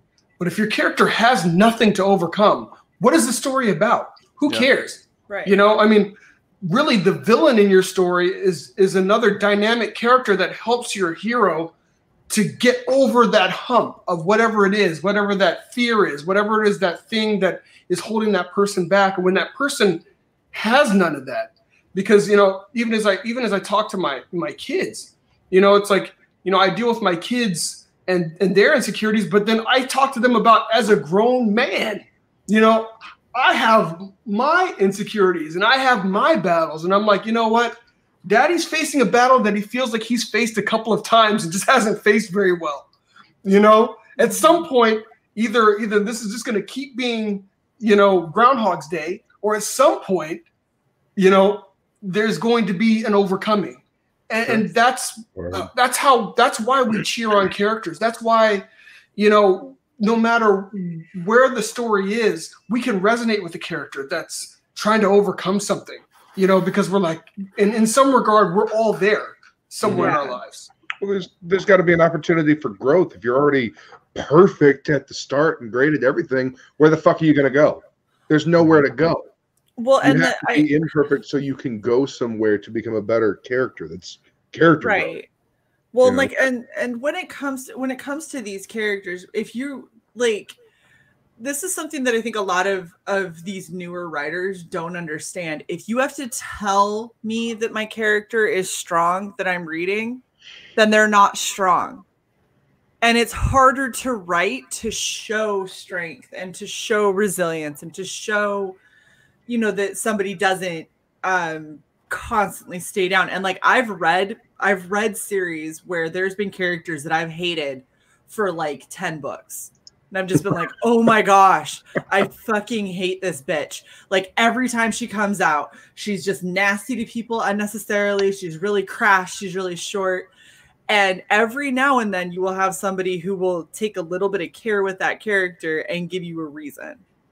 I hate and it's like peeling back that onion and you go, I still don't like her, but now I kind of feel bad for her.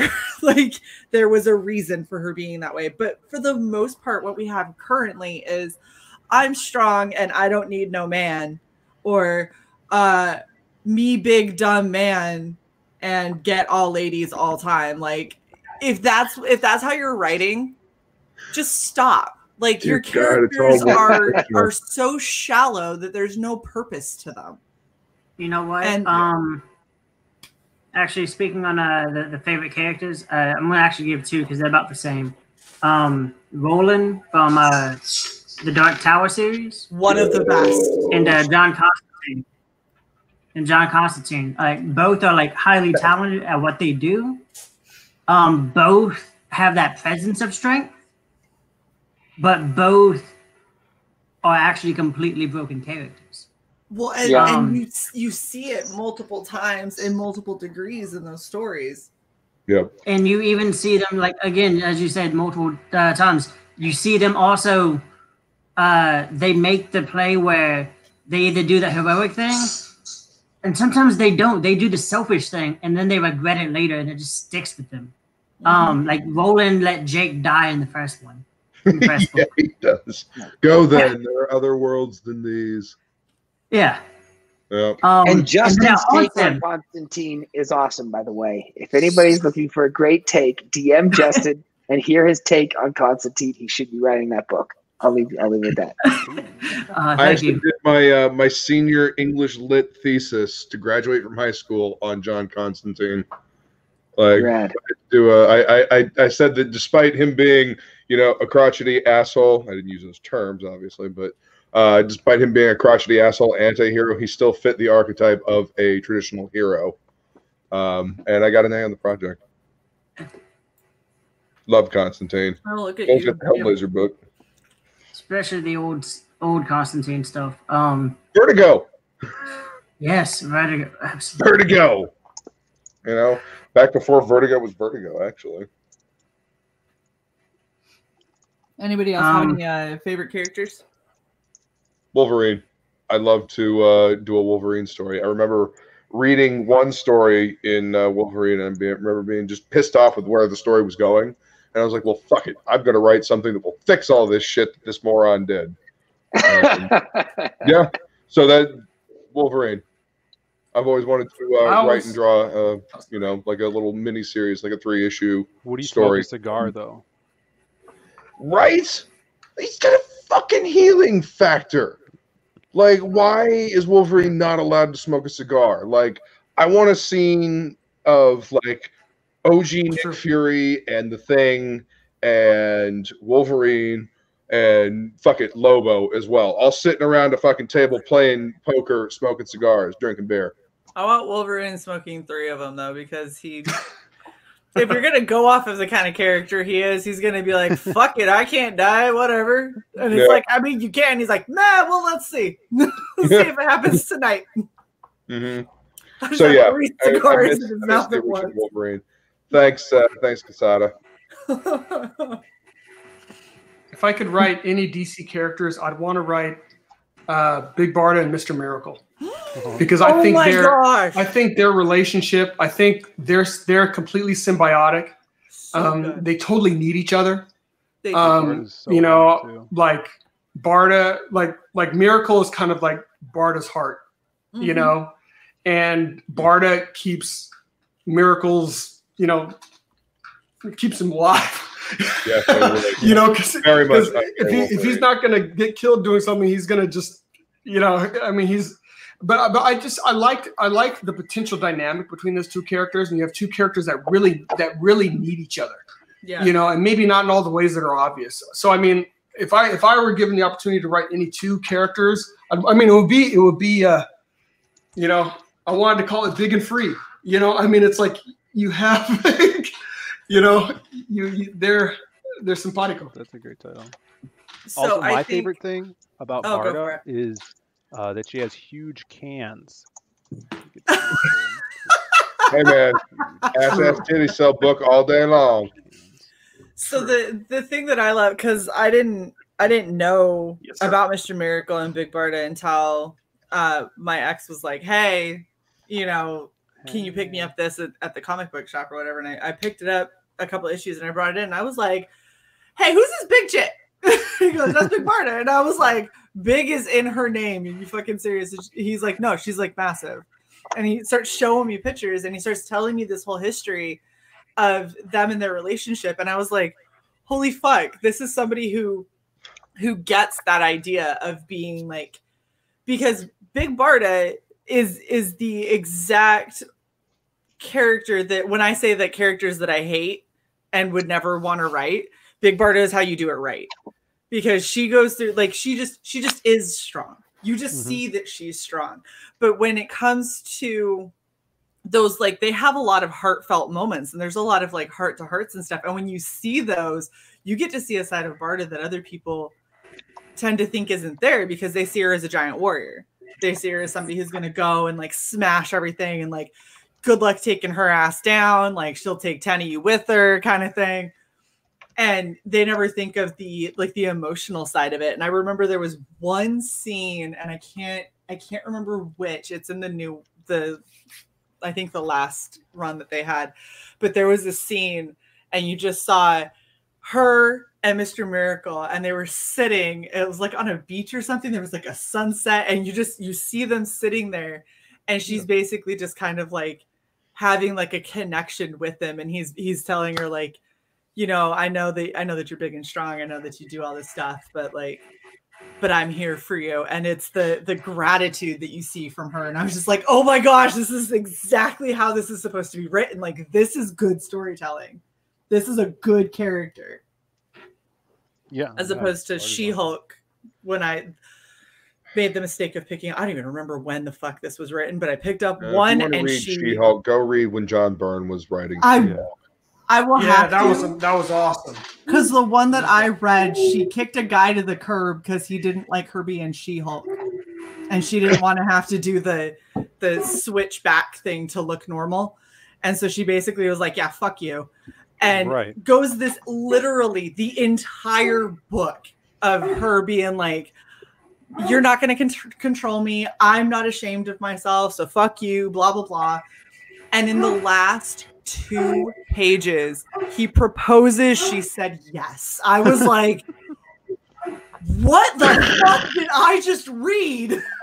I was reading it upstairs, and all of a sudden I was like, come the fuck on! I like threw the thing down, and I hear, are you okay up there? I'm like, no, she's getting married. He was like, I don't know what you're talking about, but I'm pretty sure it's a comic book. Well, the great thing about Barda and Miracle is, like, all of those New Gods characters from Jack Kirby, it's Jack Kirby's, you know, some of the best stuff he's ever done, because he's taking so much from Shakespeare and putting it into comics. You know, Big Bard and Mr. Miracle, it's Romeo and Juliet, you know, but in outer space on these 2 planets that that hate each other. You know, she's a bad guy that turns good because, you know, she finds love within Mr. Miracle. Yeah. Which is awesome. Well, it's a cool way to round out an otherwise pretty 2-dimensional character. Oh yeah. Because if she didn't have that like redeeming quality, she 1000% would have just continued to be a bad guy and just destroy everything. Yeah. No, those are some great characters. Well, I got introduced to Barda and Mr. Miracle through the old DC trading cards in like the gray pack. Yeah. You guys remember those? Like the old ones, like in the early 90s? No.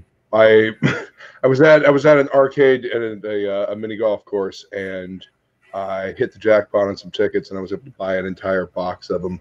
They weren't Marvel, but I recognized Batman, so I was like, fuck it. So I got this entire box of DC cards and opened them up, and there was a card of Mr. Miracle, like trying to push himself out of a flat 2D space into reality. I was like, oh, that's kind of cool. Yeah, and then I found Barda later on in the series. But yeah, that's about the extent of what I know of them. It's a good read. It's definitely worth it. You have to check it out. And it's actually, I like how they go about with the art style and stuff for a lot of it too. It's just I feel like it's criminally underread. It's Mr. Miracle is a really good series. Well, guys, we are 5 minutes from midnight, and this Gigantimo Shae needs to probably get some sleep soon. Like your slow clap, Phil. Such a pedantic dude. So what I am going to do is let all of you guys kind of pitch the projects that you're on and have any last words before we wrap up. Will, you want to start? Sure. Black Flag, it's good. Go buy it. Yep, there you go. Worst pitch ever. Thanks, Will. Will I am. Phil. Oh God. My turn? Yeah. All right. Let me pull. I want to pull up this image if I can, Shae. Is that allowed? Or is that Mhm. cheating? Yeah, I guess. Will pull up an image. I suppose. All right, so earlier we were talking about this character, Wildcard. He is a badass. Look at this guy. He's an ancient sorcerer from Merlin times. He was an apprentice to Merlin, and he travels the world keeping the balance between myth and man. So in the story, in the main book, he'll be wrestling with some sirens. The Siren Sisters attack his ship when he is a pirate in the 1600s. He's got a talking wolf also, is his childhood friend. His name is Scar. And yeah, this is an amazing piece. Everybody's going to get this when they back the book. It's a free trading card by Omar Casanova. And yeah, back the book, guys. We are. Like that hammer. Yeah, the hammer is pretty sick. It's got some hints of kind of his running theme. He has the power over the clubs and hearts of the first deck of Magic that Merlin created.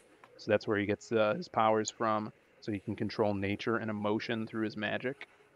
And if you guys pick up the bonus comic as well, there's another short story with him in it where he's in Egypt in the 1700s, and he takes on the god of the underworld, Anubis, the god of embalming and the dead. So check it out. We're so close. Sounds rad. Yeah, it does. Sounds rad. Thanks, guys. Yeah, that's awesome, man. It does. Adam. I'll dive in here. Okay. So I'm going to show.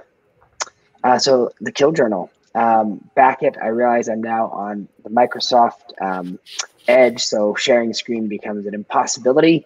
As I always notice, instead of using Google Chrome, it's painful. I know, Luke. It's painful. Right now, I'd be showing you an epic image of this amazing revenant who's cut this person in half with his bloody machete and this cool hockey mask, which that's a part of the campaign. But I'm on Microsoft Edge because I'm foolish. And the Kill Journal is an amazing horror story. It's a spotter movie or a spotter house story. Can't wait. Get on in. Luke. Have you done the drawing already for who? Or are you doing that live on the line? What's that? You were giving away one of those masks, weren't you?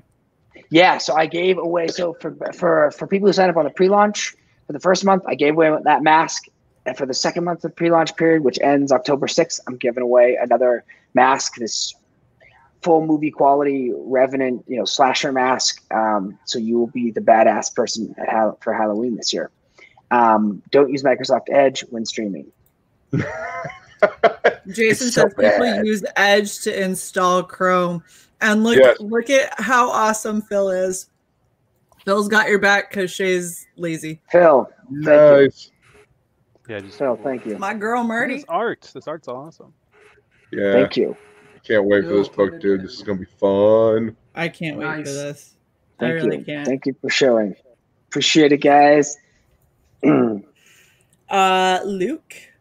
I'm obviously at Death Metal Hero. You can find me on Twitter and Instagram. I don't do a whole lot on Instagram, but I'm there. On the YouTubes. Speaking of YouTube, I've got a show tomorrow night with Jason on Unhinged Entertainment, Topicless. We hang out, talk about movies, music, comics, whatever, and we make some art. And then we usually have some guests come hang out. And if I can do this correctly here, I would like to show you my homie's campaign. You can go back, Absolute, Volume 1. $120 for me getting a bonus. Ooh. Woo! Nice.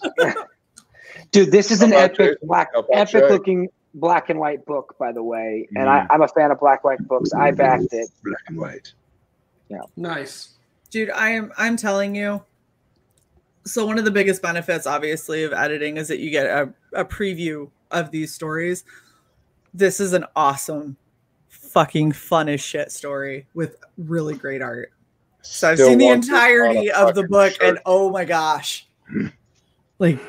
Yes, do it, please. Death Metal Hero recommends. Shae also recommends. Red Valkyrie recommends.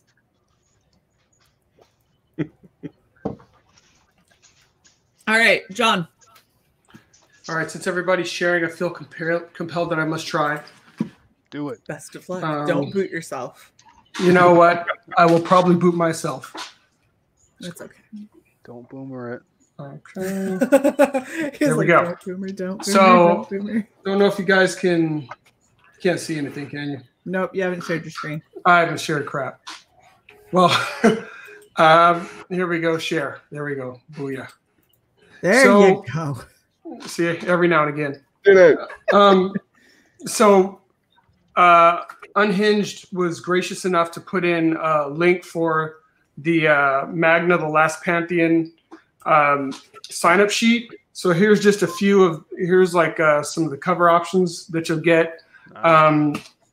Elizabeth Torque, she did a few of the covers, and her brother, Eduardo, did the other ones. They're both really talented artists. The inside of the book, it's drawn by Marcio Abreu, who has done a lot of work on Red Sonja.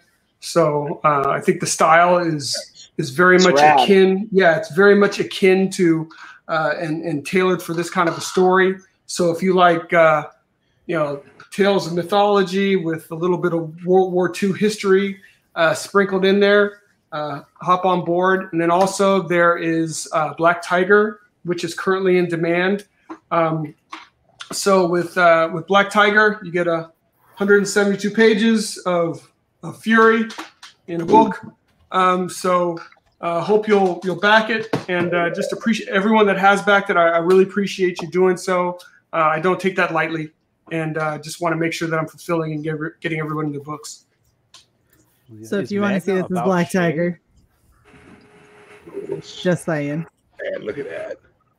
Yeah, like I want her abs, or this chick's back. Like, yeah, there you go. Good shit. If you want a cat fight, you know what? If you're gonna do a cat fight, do it right. Dude, she broke a coat hanger stand over this bitch's face. Hey, because they're fight. This is a win or go home. This is this is like super fucked up. Yeah. So go get in on that shit, because holy fuck. Yeah, you want to see the end of that fight, right? All right, Justin, you are up. Hi, Indiegogo, Unstitched. It's that shit is magical, or that shit is wonderful, or it's wonderfully magical. It's whatever. But it's amazing. Magical. And if you're Shae, you can read it. Just throwing that in there. He is desperately trying to climb out of that deep ass hole, and he dug himself. Oh, he dug himself one fucking hell of a hole. And while we've been on stream, I've been conversing with Mike Mignola's wife, of all people. She came at me under his account. What? Yeah. Why? Are you? Because Smiling Bambino said something about the whole Hellboy piece, and I was like, yo, I just want to avoid politics with my characters. I might have something where it's like, volunteer at St. Jude with like an unstitched character. And apparently what some of the stuff of Smiling said got on their last straw and got caught in the crossfire. But she said sorry. She said sorry. Yeah, what a strange and world. it was like, hey, that's cool that you're donating books and money to St. Jude's. I'm like, yeah, not as much as the 300,000 that you and Mike's doing for Hellboy auctions, but for like $400, it's nice, I guess. We all do what we can, homie. Please don't block.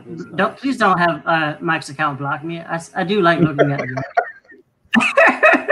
I don't do this drama bullshit. This is ridiculous. No. Yeah. Like I didn't even try to do the drama. I was like, yo, I was like, it's a nice piece or whatever. I mean, I don't agree with it, but it's whatever. Character. But you can't. Once. But I was like, yo, Mike's Mike's wife going at me. Okay, that's cool, I guess. She apologized. It's all good. Back unstitched. Go get Unstitched. Unstitched is going to be awesome. I of course am Shae the Red. I am found here, Twitter, Instagram, Facebook.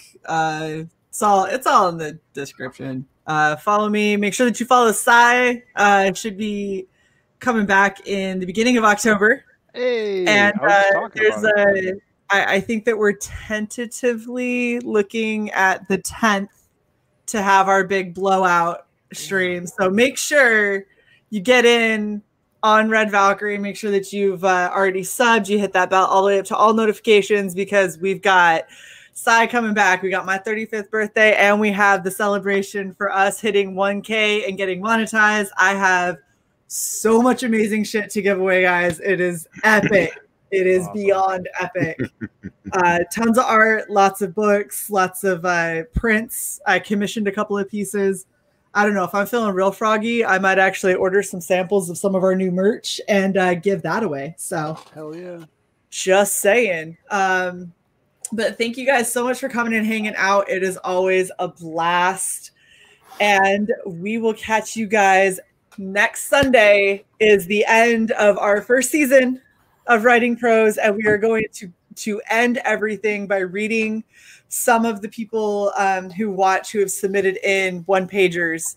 We're going to read them out. We're going to talk about them live, where everyone's kind of giving their critiques and their thoughts and their feelings, and it should be a pretty interesting show. So make sure to tune in next week, and we will catch you guys later. Bye. Finally, I can shoot up.